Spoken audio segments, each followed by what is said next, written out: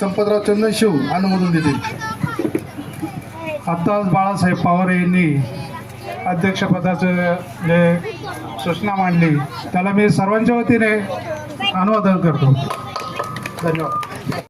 मस्जिदच्या वालकामचे काम असेल, रस्त्याचे कॉन्क्रिटीकरण असेल, मंदिरांचे कॉन्क्रिटीकरण असेल किंवा नळाच्या पाण्याचा प्रश्न असेल, इथं गुडघे इतकेले खड्डे होते. आपण जी 44-45 कोटीची योजना आणली ती या प्रभागात प्रामुख्याने केली आणि त्याच्यानंतर इथला पाण्याचा प्रश्न संपला. राजाभाऊ शिंदे नगरसेवकाचा सुनील भाऊ आणि त्यांनी लक्ष्मीनगरची पाणी टाकी बांधली, नाही तर हा प्रश्न सुटला नसता. त्याच्यामुळे इथले सगळे प्रश्न सुटले आणि फक्त लोक इथे येऊन गप्पा मारतात. आता तुम्हाला सांगतो, म्हणजे मागच्या वर्ष दीड वर्षापूर्वी सगळ्यांनी सांगितलं का 10 लाख रुपये तुम्हाला आमदार निधी देतो. अजून तर काही जणांनी सांगितलं आपल्या माऊली मंगल कार्यालयाला 10 लाख रुपये निधी देतो, हनुमान मंदिराच्या सभामंडपाला 10 लाख रुपये देतो, असं फक्त आश्वासनं दिले इलेक्शनच्या पिरियडमध्ये आणि कुठल्याही प्रकारचा निधी इथं आलेला नाही, फक्त आश्वासनं दिलेले. आणि त्या अनुषंगाने मी एवढंच सांगतो, या हनुमाननगर वासियांना एवढं सांगतो तर जे बी कामं केले असेल ते फक्त कोले परिवार आणि संजीवनी उद्योग समूहाच्या माध्यमातून झालेलं आहे. कोणाच्या भूलथापीला बळी न पडता आमच्या तिन्ही उमेदवारांना 2 तारखेला कमळ या चिन्हावर बटन दाबून भरघोस मताने विजय करा एवढीच अपेक्षा करतो. थांबतो. जय हिंद, जय महाराष्ट्र. 2025च्या नगरपालिकेच्या नगराध्यक्षपदासाठी उमेदवारी केलेले असे आमचे लाडके परागजी संधान आणि तसेच 2 नगरसेवक पदाचे उमेदवार प्रशांत कडू आणि दुसरे उमेदवार उषाताई मस्के पूर्ण व्यासपीठ आणि या ठिकाणी जमलेले प्रिय मित्र बंधू आणि भगिनींनो आणि पत्रकार बंधूंनो, मला जास्त काही बोलायचं नाही आहे कारण मीच बिपिन दादाला ऐकण्यासाठी या ठिकाणी आलेलो आहे. परंतु तुम्हाला विनंती करतो की येणाऱ्या 2 तारखेला आपल्याला तिन्ही कमळाचे बटन दाबून प्रचंड मताने तिन्ही कमळ इडून विजय करायचे आहे. पराग संधान साहेबाला जास्तीत जास्त मताने लीड आपल्या प्रभाग 11 मधून भेटलं पाहिजे. त्याचं कारण मी या ठिकाणी सांगतो तुम्हाला मित्रांनो. मागच्या गेल्या 9 वर्षाआधी पराग संधान साहेबाचा काही थोड्या मताने पराभव झाला तरी कोणती मनात निराशा नाही ठेवली. एकदम आनंदाने आणि खुशीने आपल्या जनतेच्या कामासाठी ते रस्त्यावर उतरले. 9 वर्षापासून सतत जनतेमध्ये काम करत आहे. आज आपल्या भागात या ठिकाणी नगरपालिकेचा ढिसाळ कारभारामुळं त्यांच्या चुकीमुळे या ठिकाणी सचिन गजर नावाचा मनुष्य थोडं गटरीतलं पाणी वाढलं होतं आणि पाणीचा वेग चालू होता वरून. तो एक सचिन गजर म्हणून व्यक्ती आपल्या भागातला आपण गमावलेला आहे. मित्रांनो सांगतो, त्या टायमाला आमचे विवेक भैया कोले यांनी भारतीय जनता पार्टीचे मोर्चा त्या ठिकाणी पोलीस स्टेशनला नेला आणि दटून बसले. त्याचबरोबर पराग संधान साहेब, विवेक भैया कोले यांच्या नेतृत्वाखाली आम्ही सर्व कार्यकर्ते त्या ठिकाणी होतो आणि नगरपालिकेला असा घेरावा घातला कारण हा सचिन गजर नावाचा मनुष्य वारला तर त्याचे लहान मुलं होते 2-3 2-2 3-3 वर्षाचे आणि ते आम्हाला संधान साहेबाला बघितलं नाही गेलं आणि शिवसाहेबाला आणि पुऱ्या नगरपालिकेला विवेक भैयानी आणि पराग संधान साहेबांनी एवढं टाईट केलं का त्या लहान मुलांच्या नावावर त्यांना 7 लाख रुपये FD करायला लावली आणि 20 वर्षाचा त्या बाईचा मुलगा जर झाला तर त्याच्या शिक्षणाला ते कामं येतील. त्यासाठी संधान साहेबांनी सगळ्यात मोठा पुढाकार घेतलेला आहे आणि माझ्या भगिनीने या ठिकाणी 105 भागातले बसलेलेच आहे. मित्रांनो तुम्हाला सांगतो, मी एवढ्यावरच थांबले नाही पण ते सचिन गजर नावाचा मनुष्य आपल्यातून गेला परंतु ती बाई, त्याचे मुलं, त्याचे लहान मुलं काय करतील, ती बाई काही करत, काय खाईल, कशी चूल पेटवेल, त्याची सुद्धा जबाबदारी विवेक भैया आणि पराग संधान साहेबांनी घेतली आणि त्या बाईला नगरपालिकेत कर्मचारी म्हणून लावला. आज तिचा पोट चालू आहे, आज ती पोटभर खात आहे आणि तिचा परपंच चालू आहे. म्हणजे सांगायला बरेचसे काम आहे. या ठिकाणी आपल्या 105 भागात जर आपण सांगितलं मित्रांनो, 2014 साली आमच्या ताई आमदार झाल्या होत्या आणि 2016 मध्ये पाण्याचा पुराचा थोडासा वाढलं, आवक वाढली होती आणि या गेटपर्यंत मागच्या कब्रस्तानच्या आणि तिथपर्यंत पाणी आलं होतं. दादा आणि ताई मुंबईला होते. रात्री 3 वाजता आपली झोपेची पर्वा नाही केली, जेवायची पर्वा नाही केली. कारण ताई म्हणले, दादा म्हणले का आपली गोरगरीब जनता आहे ती झोपणार नाही. त्यांनी त्यांच्या झोपीचा सुद्धा पाहिलं नाही. 3 वाजता त्या ठिकाणी मंत्रालयाचं काम मागे पुढे केलं आणि 3 वाजता निघाले, सकाळी आपल्यात हजर झाले होते. तेव्हापर्यंत विवेक भैया कोलेंनी रात्रीच या ठिकाणी संजीवनी उद्योग समाजाची यंत्रणा लावली आणि गाड्या आपल्याला आल्या होत्या आणि या ठिकाणी शाळा उघड्या करायला लावल्या आणि आपलं स्थलांतर चालू झालं होतं आणि सकाळीच खिचडी संजीवनी कारखान्याची आपल्याला आली होती. मित्रांनो, आमदार असो नसो तरी हे लोक कोले कुटुंब कामाचं आहे आणि या भागातली जनता तुम्हाला गवाही देतो दादा, हे सगळे मोलमजूर आहे. कोणी भाजी विक्रेता आहे, कोणी सेटरिंग कामवाला आहे, कोणी गवंडी कामवाला आहे, कोणी गॅरेजचं काम करतो, कोणी रिक्षा चालवतो. पण एवढे प्रामाणिक लोक आहे की दादा तुम्हाला मी गवाही देतो या जनतेच्या वतीने की हे 3 कमळे चालवणार आहे. तुम्हाला 2 नगरसेवक निवडून देतील आणि संधान साहेबाला कोपरगाव शहरात सगळ्यात जास्त लीड या भागातून लीड देतील असं सांगतो आणि थांबतो. मित्रांनो, निवडणूक आपल्याला फार महत्त्वाची आहे. महत्त्वाचे असण्याचं कारण आदरणीय विवेक भैया कोल्हे यांनी एक विकासनामा प्रसारित केलेला आहे. तो आपल्या घरोघरी आपण पोहोच केलेला आहे. माझी सर्वांना विनंती असेल की आपण सर्वांनी तो विकासनामा बारकाईने वाचावा. गेल्या महिनाभर आदरणीय विवेक भैया कोल्हे यांनी व्हॉट्सअपच्या माध्यमातून त्यांना 6,000 पेक्षा जास्त लोकांनी व्हॉट्सअपवरून मेसेज केले. तसेच 2,000 पेक्षा अधिक जास्त लोकांनी त्यांना ईमेलद्वारे सूचना केल्या. त्या सर्व सूचनांचं त्यांनी एक मोठी टीम लावून, मग त्याच्यामध्ये व्यापारी असतील, डॉक्टर असतील, वकील असतील, इंजिनियर असतील, त्या सर्वांशी चर्चा केली. गोरगरीब जनतेतील काही प्रतिनिधी बोलून घेतले, त्यांच्याशी सर्व विषयांवर चर्चा केली. त्यांना सांगितलं की माझ्याकडे असे मेसेज लोकांचे आलेले आहेत, तर यामधून आपल्याला कोपरगावच्या जनतेसाठी काय करता येईल. सर्वांच्या सूचना ऐकल्यानंतर त्यावर परत एक टीम काम करत होती. म्हणजे इतका बारकाईने त्याचा अभ्यास झाला आहे की ज्या गोष्टी करणं शक्य आहे त्याच गोष्टी आदरणीय विवेक भैया कोल्हे यांनी त्या विकासनाम्यामध्ये मांडलेल्या आहेत. कोणतरी यायचं, भूलथापा द्यायचं, 3,000 कोटीचे बोर्ड लावायचे, 4,000 कोटी खर्च केले. दादा, आम्ही सगळे मित्र बसलो होतो. एक जण गमतीने त्यांनी हिशोब केला सहज, कोपरगावची जनता किती, मतदार किती आहे म्हणे, 65,000. 4,000 कोटीला भागलं, एकाच्या वाट्याला आले 1.5 लाख रुपये. मग ते म्हणे जर 1.5 लाख रुपये आम्हाला रोज देऊ टाकले असते म्हणे, तर आम्ही आमचे सगळे कामं करून घेतले असते. आम्हाला काय गरज नाही, नगरपालिकेची गरज नाही, कोणाचीच गरज नाही. गमतीचा भाग सोडला तर हे सगळ्या भूलथापा चालल्या, बोर्डबाजी चालली. हनुमान नगरमधील तमाम जनता आहे दादा. इथं कुणी सांगावं, आमदार किंवा त्यांच्या कार्यकर्त्यांनी केलेलं एखादं काम इथं दाखव. गेल्या 50 वर्षापासून आपले नगरसेवक या आपल्या पार्टीच्या विचाराचे नगरसेवक या भागामध्ये निवडून येतात. राजाभाऊ शिंदे असतील, या भागामध्ये कामाची सुरुवात करून दिली राजाभाऊ शिंदेंनी सर्व कामाची सुरुवात करून दिल्यानंतर राजाभाऊंनी आम्हाला संधी दिली, सोमनाथ मस्केला संधी दिली. सोमनाथनी नंतर कामं पुढे चाललेले 2011ला मला संधी दिली. मला जेवढे शक्य होईल तेवढे गोरगरीब माता भगिनींना दिलासा मिळेल. नळाला त्यांना पाणी येत होतं दादा. तुम्हाला आठवत असेल दादा, 2011च्या निवडणुकीमध्ये तुम्ही अशाच प्रचार सभेसाठी आले होते.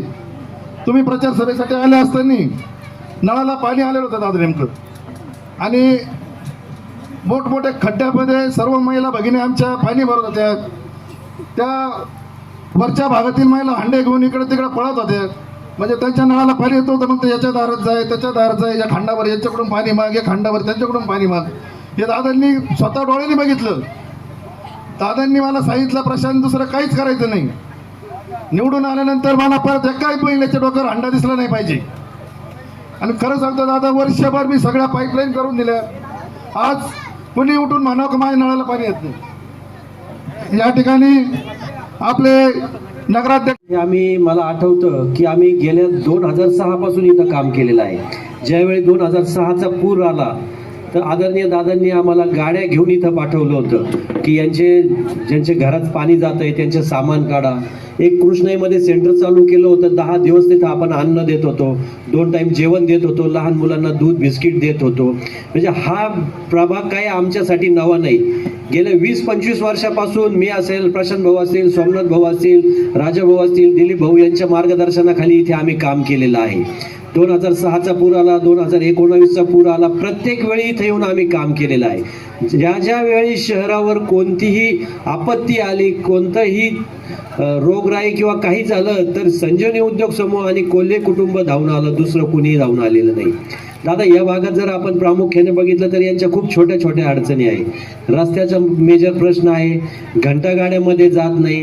घंटागाडीच्या नियमानुसार घंटागाडी जर तिथे पोहोचत नसेल तर छोट्या हातगाड्या जाऊन तो कचरा बाहेर काढला पाहिजे. पण अकार्यक्षम लोकप्रतिनिधी आणि नगरपालिकेच्या कारभारामुळे इथं कोणत्याही प्रकारची स्वच्छता होत नाही. गटारींचा मोठा प्रश्न आहे, पाण्याचा प्रश्न आहे, पाणी वेळेवर येत नाही, कुठे खराब पाणी येतं.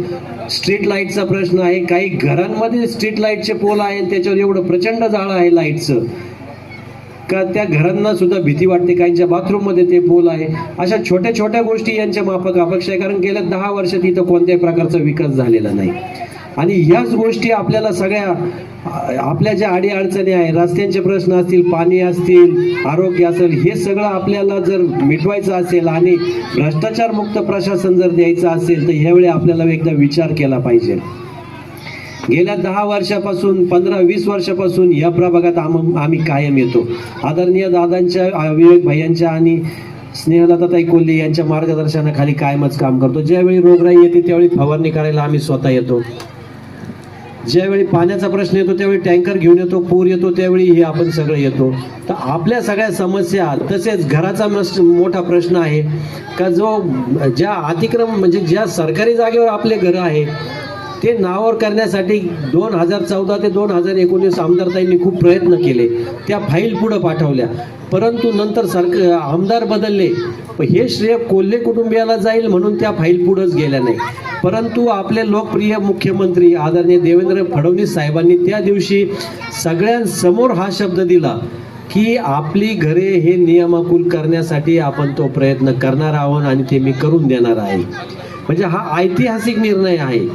तसंच आपले रस्त्याची कामे असतील, पाण्याचा प्रश्न असेल, आरोग्याचा असेल, स्ट्रीट लाईटचा असेल, हे सगळे प्रश्न मिटवण्यासाठी आपण भारतीय जनता पार्टी, RPI आणि मित्र पक्षाच्या 3ही उमेदवारांना निवडून दिला पाहिजे.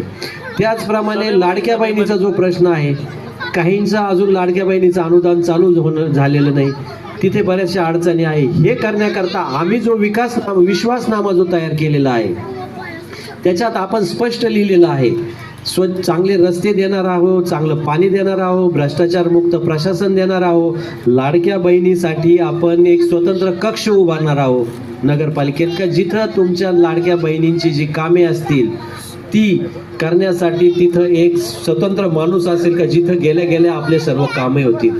जिथं कोणाचं अनुदान बंद झालेलं असेल, कोणाला लाईटचं काम असेल, इतर रेशन कार्डचे कामं असतील, आजही आपण संपर्क कार्यालयातून ही सगळी कामे करतो, परंतु नगरपालिकेमार्फत सुद्धा हे काम करणार आहोत. तसंच रेणुका भाभींच्या प्रयत्नातून बचत गटामार्फत आपण महिलांसाठी रोजगार निर्मिती करणार आहोत. आज कोपरगावमध्ये एक क्लस्टर चालू आहे जिथं 300 महिला काम करतात शिवणकामचं, ज्यांना 300 पासून 500-800 रुपयापर्यंत रोजगार मिळतो. त्याच माध्यमातून आपण महिलांना रोजगार उपलब्ध करून देण्यासाठी वाती बनवण्याचं मशीन असेल, अगरबत्तीचं मशीन असेल, मेणबत्त्या असतील, असे विविध उपक्रम चालू करणार आहोत.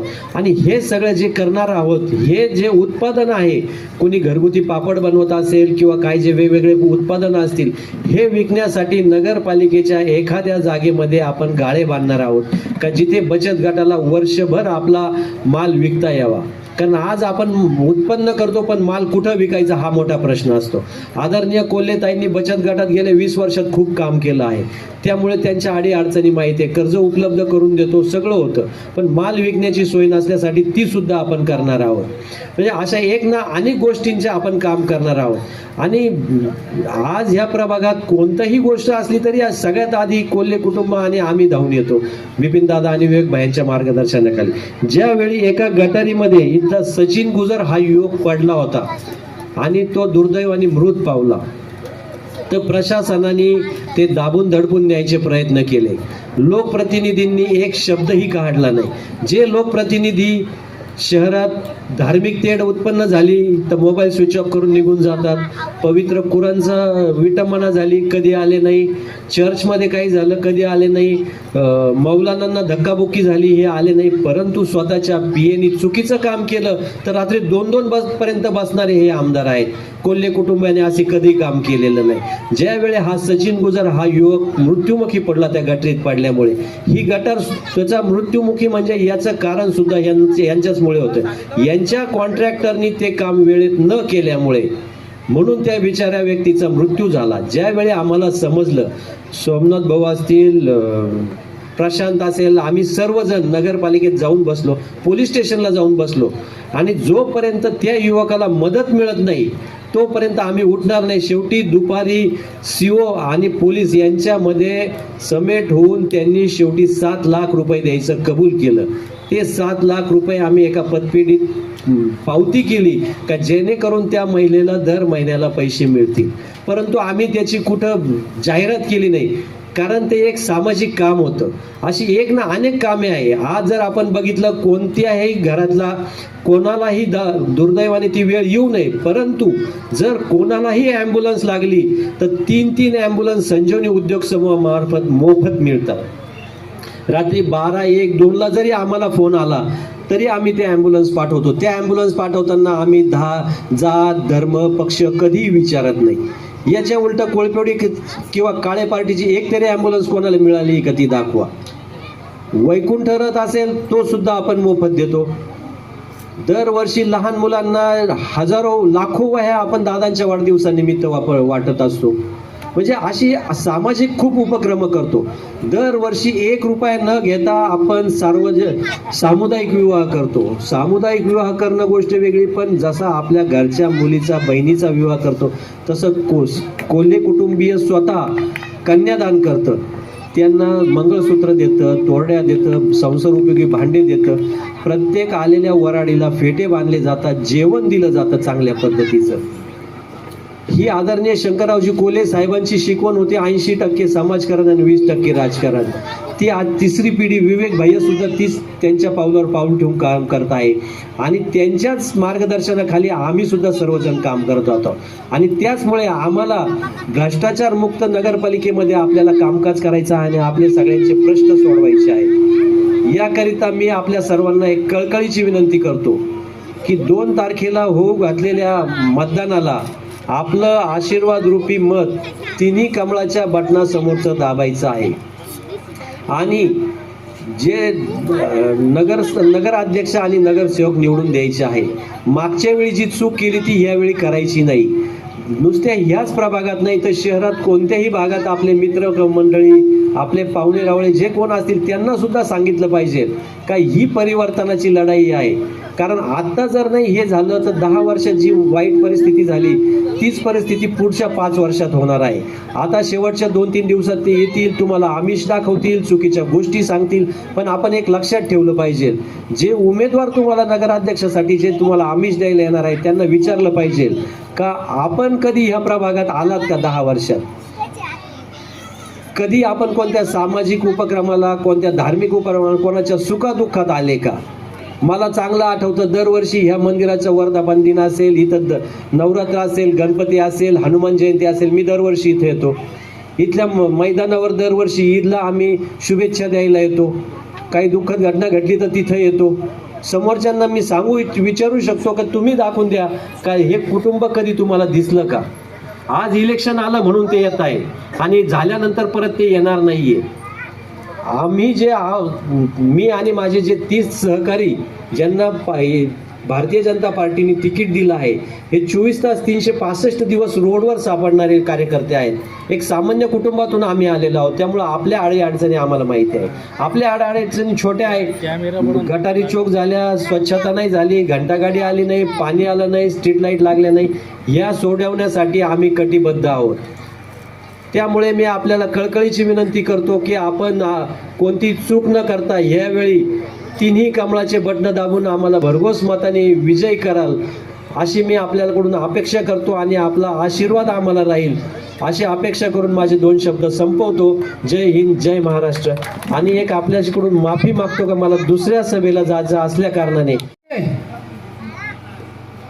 नगराध्यक्ष पदाचे परागजी संदन साहेब व त्याचप्रमाणे आमच्या वहिनी उषाताई सोमनाथ म्हस्के व त्याचप्रमाणे प्रशांतजी कडू आज या ठिकाणी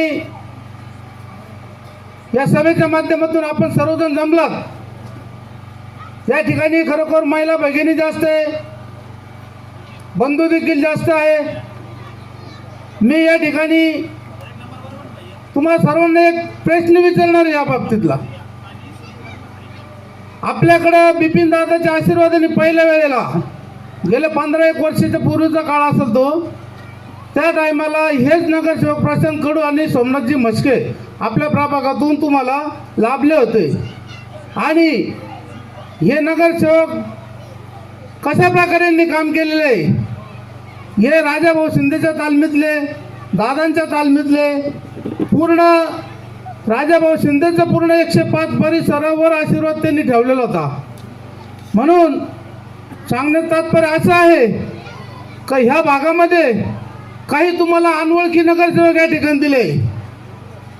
मित्रांनो, माझ्या बंधू आणि भगिनींनो, एक मी तुम्हाला पुन्हा विनंती करीन की हे जी माणसं आपल्याला 2 दिलेले आहेत यांनी विवेक भाईच्या नेतृत्वाखाली व बिपिन दादाच्या नेतृत्वाखाली पुन्हा तुमच्या सेवेमध्ये ते आलेले आहे. म्हणून मी तुम्हाला पुन्हा यांना निवडून द्या अशी विनंती करीन. आणि दुसरी गोष्ट अशी सांगाल की आत्ता सोमवारी महाराष्ट्र राज्याचे मुख्यमंत्री सन्मान्य देवेंद्रजी फडणवीस साहेब या ठिकाणी आले होते.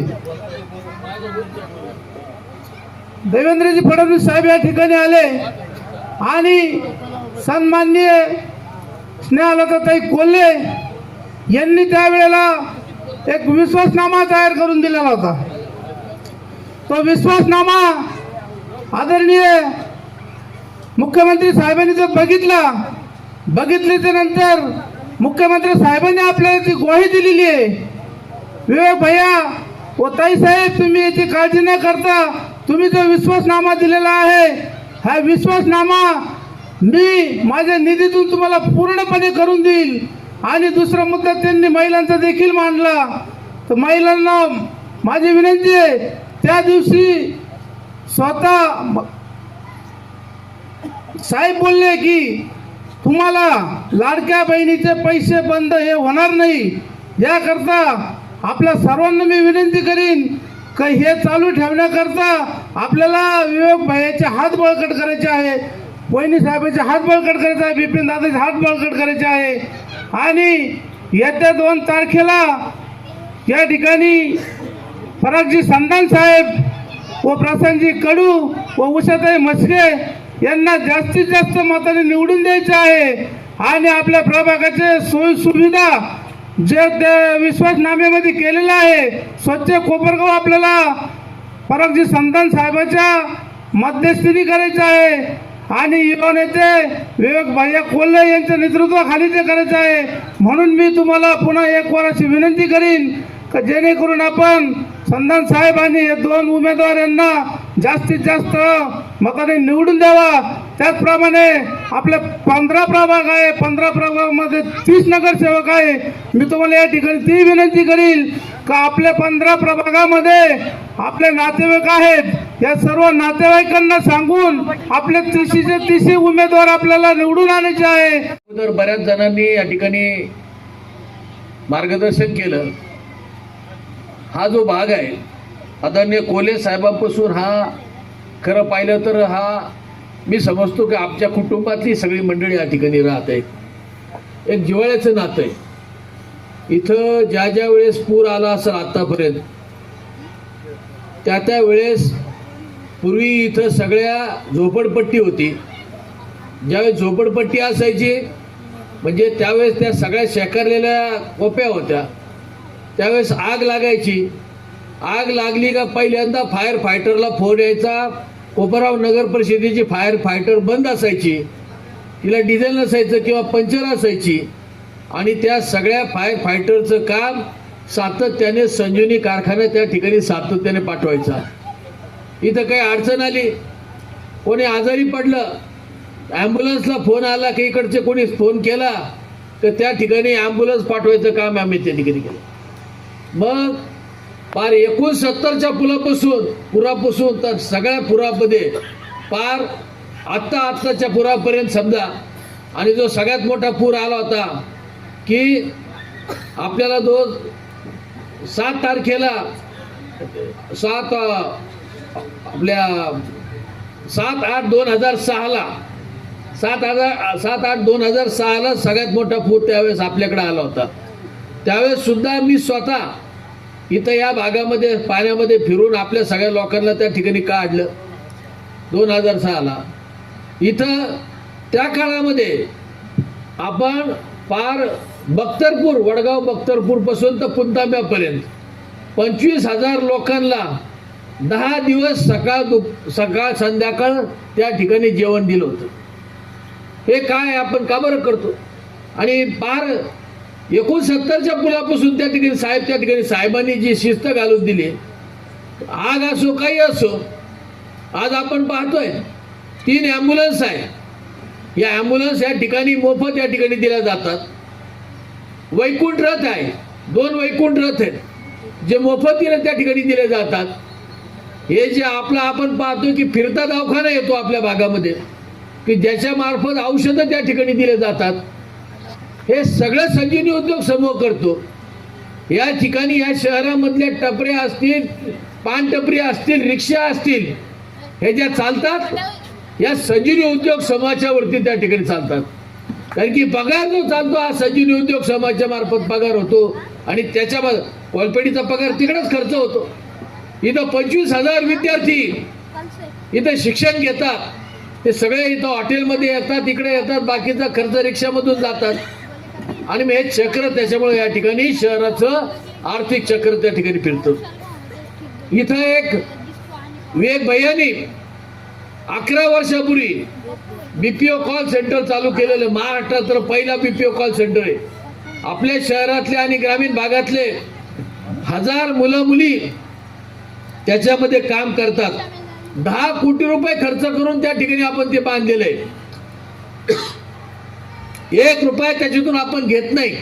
आणि सांगितलं की तिथं जे काम करतात त्यांना सगळ्यांना तो व्यवस्थित पगार द्या. बँगलोरच्या कंपनीला चालवायला दिलेला आहे. महिन्याला 4 कोटी रुपये पगार त्याच्यातून त्या लोकांना त्या ठिकाणी मिळतो. इथं आमदार ताईंनी 5 कोटी रुपये खर्च करून क्लस्टर तयार केलेलं आहे. 300 आमच्या महिला भगिनींना त्या ठिकाणी ह्या शिवणकामाचं त्या ठिकाणी काम त्या ठिकाणी मिळतं. हे जे काम आपण करतोय हे कोणासाठी करतोय? इथं जाहिरातबाजी करत नाही आपण कधी.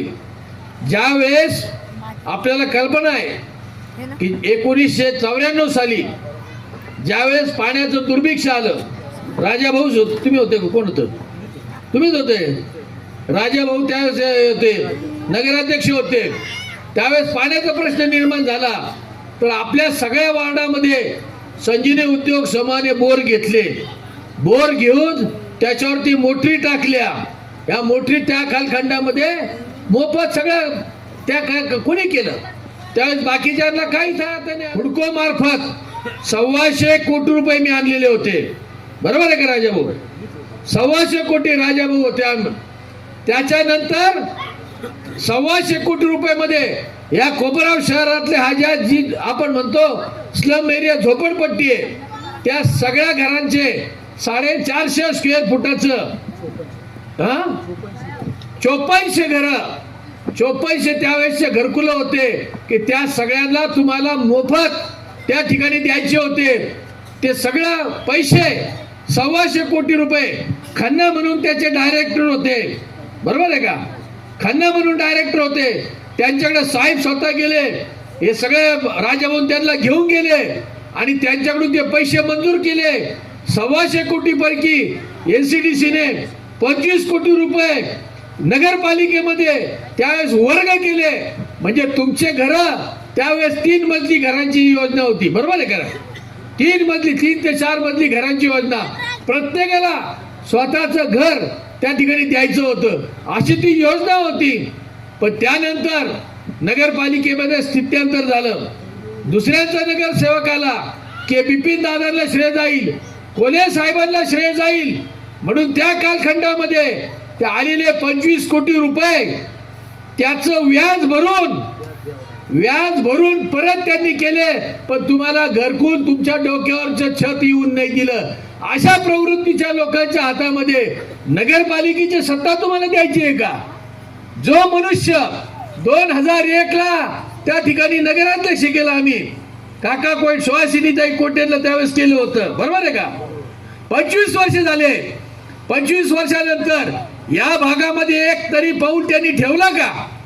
जो नगराध्यक्षाचा आता त्या समोरच्या पार्टीचा उमेदवार आहे त्याने 25 वर्षामध्ये, मी आमच्या उमेदवाराचं त्यांनी एकदा तरी 25 वर्षामध्ये पाऊल ठेवलं असेल तर आमच्या उमेदवाराचा आज मी त्याला माघार घ्यायला सांगतो. जो मनुष्य 25 वर्षामध्ये तुमच्या कधी संकटामध्ये धावून आला नाही, आणि जो अहोरात्र जी माणसं तुमच्या मदतीला इथं धावून येतात, जे जीवाची पर्वा करत नाही, महापूर असो, आग असो, बाकीचा काही, कोरोनामध्ये विवेक भैयानी 500 खाटाचं त्या ठिकाणी हॉस्पिटल चालू केलं, 50 ICUचा बेड चालू केला, 500 खाटाच्या ICU, 50 ICU आणि 500 खाटाचं कोरोनाचं हॉस्पिटल चालू केलं. मोफत औषधं दिली आपण. त्या कालखंडामध्ये आमदार ताईला कोरोना झाला, 25 हा सगळ्यात जास्त स्कोर असायचा. आमदार ताईचा स्कोर 24 झाला. त्यांच्या रक्ताच्या उलट्या होत होत्या. नाशिकला हलवलं, मला सुद्धा कोरोना झाला, मला सुद्धा नाशिकला हलवलं त्या ठिकाणी, आणि त्यांना व्हेंटिलेटरवरती टाकलं होतं. आमदार ताईंनी सांगितलं, मी जगले तर कोपराव शहर आणि तालुक्याच्या लोकांच्या साठी या ठिकाणी संपूर्ण जीवन त्या ठिकाणी देणार आहे. म्हणून आम्ही सेवा करतो. ही जी सेवा करतो, कोल्हे साहेबांनी ही आम्हाला शिकवण दिलेली आहे. आज आपण पाहतोय की कोल्हे साहेबांचं जातीपातीचं राजकारण कधीच केलं नाही. कोल्हे साहेबांचं लग्न हे 75 वर्षापूर्वी नाशिक जिल्ह्यातले सगळ्यात मोठे पद्मश्रीचा काळ मिळालेले काकासाहेब वाघ यांच्या आमच्या आई म्हणजे त्यांच्या कन्या 75 वर्षापूर्वी ज्यावेळेस लग्न झालं कोल्हे साहेबांचं, त्यावेळेस कोल्हे साहेबांनी सांगितलं, जातीयता हे आम्ही मानत नाही. आमच्या आजोबा माईंचे वडील त्यांनी सांगितलं, मी जातीयता पाळत नाही. आणि त्या कालखंडामध्ये माईंचं आणि साहेबांचं लग्न 75 वर्षापूर्वी मागासवर्गीय समाजाच्या गायकवाड माणसाने मंगलाष्टक म्हणून त्या ठिकाणी लावलेलं होतं. असं हे कुटुंब आमचं कुटुंब आहे की ज्याला आपण जातीयतेचा थारा त्या ठिकाणी देत नाही. 60 वर्षापूर्वी आमच्या कुटुंबामध्ये भाकरी थापायला त्या ठिकाणी लक्ष्मीबाई भाऊराव मांग म्हणून आपण समजतो, मातंग समाजाच्या, ढोरफाड्या समाजाच्या सगळ्यात आपण म्हणतो की हे असतं. त्यावेळेस ते डफळे बनवायचे, ते त्या जनावरांचे कातडे काढायचे, डफळे बनवायचे. त्या समाजाची लक्ष्मीबाई आमच्या घरामध्ये भाकरी थापायला होती. म्हणजे ही घरातून आम्ही केलेलं, आम्ही काय असं बोलून दाखवत नाही. म्हणून मी सांगतो, समाजामध्ये आज इथं जर कधी आज आपण पाहतो, हे आज तुम्ही पट्टी भरता कशासाठी? अरे तिकडे 10,000 लिटरवाला मनुष्य एकच पट्टी भरतो आणि तुम्ही सुद्धा 30 पट्टी भरता. अरे तुमच्याकडे 200 लिटर साठवायला तरी पाणी आहे का? आहे का तुमच्याकडं घरामध्ये? तिकडं बंगल्यावाले 10,000 लिटरचं. आमचं म्हणणं आहे, जो 10,000 लिटर पाणी घेतो त्याला 10,000 लिटरची पाणीपट्टी घ्या, आणि जो 200 लिटर घेतो त्याला 200 लिटरचीच पाणीपट्टी घेतली पाहिजे. आमचा नगराध्यक्ष झाला तर तुम्हाला फक्त तुम्ही जेवढं पाणी घ्याल 100-200 लिटर तेवढाच पाणीपट्टी या ठिकाणी गेली पाहिजे. कशासाठी? या गोरगरिबांना. इथं काही यांच्याकडे साठवायला काही आहे का? टाकी आहे का? अरे यांच्याकडे 100 लिटरचं इथं बॅरल ठेवायला सुद्धा जागा नाही. ज्याला अंथरून पांघरून पाय पसरायला जागा नाही तो टाक्या कुठून बांधणार आहे? आणि ह्या भागामध्ये मी तुम्हाला एकच ग्वाही देतो, हा जी समस्या आहे आज सगळीकडे भ्रष्टाचार बोकावलेला आहे. ह्या जो नगराध्यक्षाचा उमेदवार दिलेला आहे आम्ही फराज शिवाजीराव संधान, हा निष्कलंक मनुष्य आहे. तुमच्यासारखा सर्वसामान्य कुटुंबातून आलेला आहे. समोरच्या उमेदवारांनी काय सांगितलं? मी मोठे मोठे कामं पाहिजे, फक्त त्याला वेळ नाही आहे. वय 75 झालेलं आहे आणि छोटे छोटे कामं इतर लोकांनी पहा म्हणून सांगितलं. आणि या लोकांचे कोणते कामं असतात? यांचे एकदम छोटे कामं असतात. गटर तुंबली, पाणी आलं नाही, प्यायला पाणी नाहीये, रस्त्याला खड्डे पडले, लाईट आली नाही, हे छोटे छोटे कामं असतात. ते पाहायला त्यांना वेळ नाही. अशा लोकांना तुम्ही निवडून देणार आहे का? देणार आहे का? मोठ्याने आवाज आला पाहिजे. अशा उमेदवाराला तुम्ही देणार आहे का? हे तुम्ही लक्षात ठेवलं पाहिजे. ज्या पद्धतीने तुम्ही मला परत एकदा हात वरती करून सांगणार, अशा मंडळीला तुम्ही उमेदवार निवडून देणार आहे का? मागच्या लोकांचे परत हात वरती करा. देणार आहे का? सगळ्यांचे हात वरती झाले पाहिजे. देणार आहे का? ठीक आहे. हे तुम्हाला ज्यावेळेस शक्य होईल, कारण की ही लढाई सर्वसामान्य माणसाच्या विरुद्ध मोठ्या झेंडाची लढाई आहे. सर्वसामान्य माणसाला निवडून द्यायचं का मोठ्या झेंड्याला निवडून द्यायचं, या नगरपालिकेच्या निवडणुकीमध्ये तुम्हाला ठरवायचंय, निर्णय घ्यायचा आहे. तुमच्यासाठी काम करणाऱ्या माणसाला निवडून द्यायचंय की मोठ्या मोठ्या लोकांच्या मालातल्या लोकांच्यासाठी काम करणाऱ्याला तुम्हाला निवडून द्यायचंय. ही लढाई त्या ठिकाणी मोठ्या माणसाविरुद्ध छोट्याची लढाई त्या ठिकाणी आहे. आणि त्या लढाईमध्ये तुम्हाला त्या ठिकाणी तुमचं पवित्र मत त्या ठिकाणी कोणाला द्यायचंय ठरवायची. 2 तारखेला ठरवायचंय. ही मोठी लढाई आहे. ही या ठिकाणी सर्वसामान्य माणसाची लढाई आहे की ज्याच्याकडे काही पैसे नाही, आर्थिक स्थिती नाही, काही नाही, समोर त्या ठिकाणी लाखो करोडोनी चोरणार त्या ठिकाणी करणारे माणसं आहेत. तुम्ही त्याला भुलणार का? अशा माणसांना बळी पडणार का? तुमचं आयुष्य उद्ध्वस्त करणार का? ज्या लोकांनी तुमचं 20 वर्षापूर्वी डोक्यावरचं छत काढून गेलं, मी उघड्या डोळ्यांनी पाहत होतो, पण सत्ता नव्हती म्हणून काही करू शकलो नाही. ही संधी परत विवेक भाईने तुम्हाला आणलेली आहे. तुमच्या घरावरचं छत सगळ्यात पहिल्यांदा ज्या जागा तुमच्या नावावरती नाहीये, पहिल्यांदा ते काम आम्हाला करायचंय की या जागा तुमच्या नावावरती करायच्या आहे. दुसरं मी या नगराध्यक्ष आणि आमच्या नगराध्यक्ष आणि सगळे जे निवडून येणार उमेदवारांना सांगणार आहे की शहराचे मोठ्या घरातले कॉलनीतले लाळ करणं बंद करायचं. जो काही नगरपालिकेचा जो काही हिस्सा येईल त्याच्यातला 80% हा जो झोपडपट्टी भाग आहे याच्यातच त्याची सुरुवात झाली पाहिजे आणि तिथंच खर्च झाला पाहिजे. नुसतं गप्पा गोष्टी करतात लोक. अरे तुम्ही एकदा या आमच्या नगराध्यक्षाने बाकीच्या सगळ्या नगरसेवकांना निवडून द्या. हे दादा बिपिन दादाचा शब्द आहे, विवेक भाईचा शब्द आहे, आमदारताईचा शब्द आहे. कोल्हे साहेब कधी खोटं बोलले नाही. मी 45 वर्षामध्ये कधी खोटं बोललो नाही. कोणी सांगा 2004ला 2009ला जरी पडलो तर 2006ला आमदार इथं आले नाही, पण मी तुमच्या दारामध्ये होतो महापुरामध्ये. हे मी माझं कर्तव्य समजतो की आपल्या घरातली कुटुंबातली माणसं आहे म्हणून माझी कळकळीची विनंती राहणार आहे. 2 तारखेला जी होऊन घातलेली निवडणूक आहे त्या दिवशी कोणाच्याही बळतापाला बळी न पडता तिन्ही कमळाच्या चिन्हाच्या समोरचं बटन दाबून यांना बहुमताने निवडून द्या हीच विनंती करून माझ्या शब्दाला विराम देतो. जय हिंद. नगर परिषदेचं त्या सभेचं कॉर्नर सभा या ठिकाणी होती.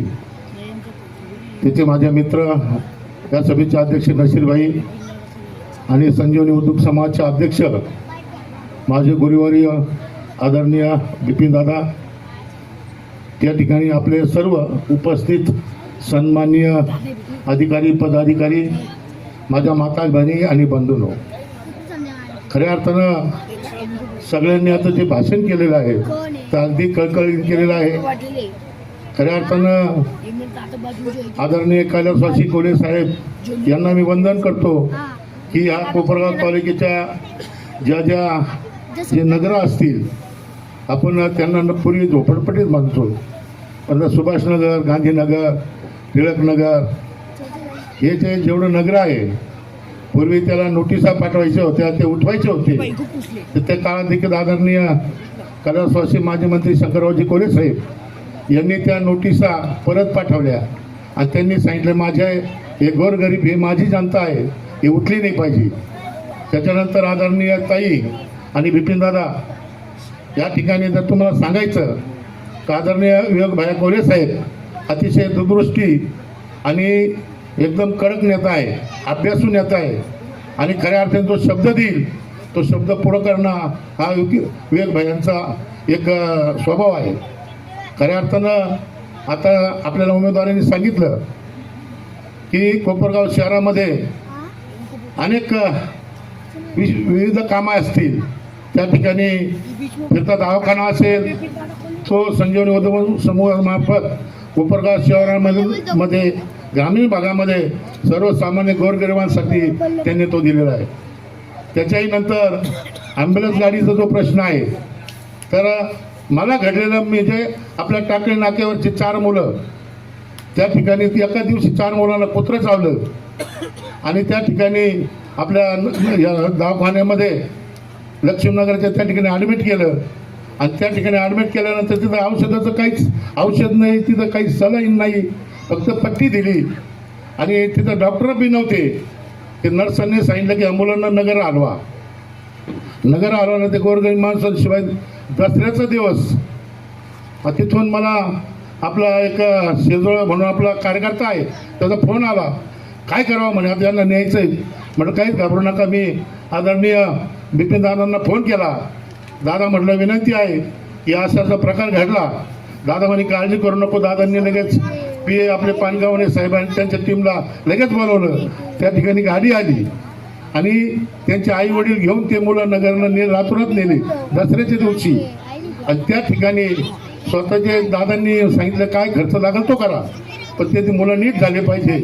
अशा प्रकारे दुसऱ्या दिवशी त्या मुलांना आणलं आणि ते मुलं सुखी राहिले. इतकंच नव्हे तर आपला त्या ठिकाणी जी गाडी असते आपले वैकुंठ रथ, तो देखील तालुक्यामध्ये आपल्या शहरामध्ये फुकट मिळतो. पूर्वीच्या काळामध्ये 1000-500 रुपये घ्यायचे. गोरगरीब आपले माणसं झोपडीत राहणारे यांच्याकडून पैसे कुठे येणार, परंतु या ठिकाणी संजीवनी उद्यम मार्फत आदरणीय बिपिनदादांनी या सुविधा दिलेल्या आहेत. इतकंच नव्हे, एखादा आजारी पडला, दुखायला लागलं, ॲडमिट असलं, साईबाबा संस्थानला अनेक तालुक्यातले पेशंट, शहरातले पेशंट आम्ही बघितले. आदरणीय बिपिनदादांनी आणि आमदार ताई विवेक भायांनी त्या ठिकाणी त्या म्हणजे त्याचा उपचार जो असतो तो फुकट केलेला आहे. सांगायला आता वेळ नाही, परंतु कोणी फॅमिलीशिवाय आपल्याला पर्याय नाही. ते तर सगळ्यांचे ते आहेत, परंतु खरोखर या भागाचं पालकत्व दादांनी स्वीकारलेलं आहे असे बिपिन दादा.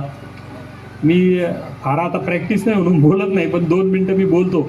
ह्या इथल्या बंधू भगिनींनी माझ्यावर खरोखर पुत्रवत प्रेम केलं. 40 वर्षापूर्वी जेव्हा मी इथं उभं राहिलो त्यावेळेस खरोखर राजकारणाचं काही समजत नव्हतं किंवा काहीच नव्हतं. आणि ज्या पाण्याच्या टाकीजवळून सगळे लोक उठून इकडे राहायला आले, कोणतीही मॅनेजमेंट नव्हती, रस्ते नव्हते, गटारी नव्हते. असं असताना इथं मला काम करायची संधी मिळाली. आणि तुम्हाला एक किस्सा सांगतो. त्याच्या आधी सर्व सन्माननीय व्यासपीठ मी काही नाव घेतलं नाही तर. आणि एक दिवस साहेबांच्या प्रचार फेरीला आम्ही इथं आलो ना, आल्यानंतर साहेबांनी आम्ही फिरायला लागलो. मला काही कोणाचे नावं घेता येईना, म्हणजे आत्ताही थोडासा मी कच्चाच आहे त्याच्यात. मग साहेबांनी मला सांगितलं की राजेंद्र, काम कसं करायचं असतं. काम तू काही ठोळे आजमेरे यांच्या तिथं तू त्यांच्यामध्ये राहणार आहे, काम करणार आहे, तिथं तू काम नाही करू शकत. परंतु इथं ही जी गोरगरीब जनता आहे यांच्यामध्ये तू काम करू शकतो. यांच्या नुसत्या रस्त्या गटारीच्या अडचणी नाही तर यांच्या घरगुती सुद्धा अडचणी आहे आणि त्याच्यामध्ये तू लक्ष देऊन काम कर. जरी तुला नावं नाही आले तरी चालेल. असं मार्गदर्शन केलं आणि तुम्ही सगळ्यांनी मला ती सेवा करायची संधी दिली आणि माझ्याकडून ती घडली. अशी शिकवण ज्या साहेबांनी मला दिलेली तीच बिपिन दादांना, स्नेहलताताई आपल्या प्रथम महिला आमदार त्यांना दिली आणि विवेक भैया कोले हे आज खरोखर इतकं जीव तोडून काम करताय. तर माझी सगळ्यांना विनंती आहे की आपले संधान साहेब, जी मागची चूक झालेली ती परत यावेळेस व्हायला नको. त्यावेळेस सुद्धा आपल्या वार्डाने संधान साहेबांना लीड दिलेला आहे, परंतु यावेळेस त्याच्यापेक्षा जास्त लीड आपल्याला ह्या तिघांनाही द्यायचं आहे आणि आपल्याला कमळाच्या चिन्हाला मतदान करून भरभरून मताने त्यांना निवडून आणायचं आहे.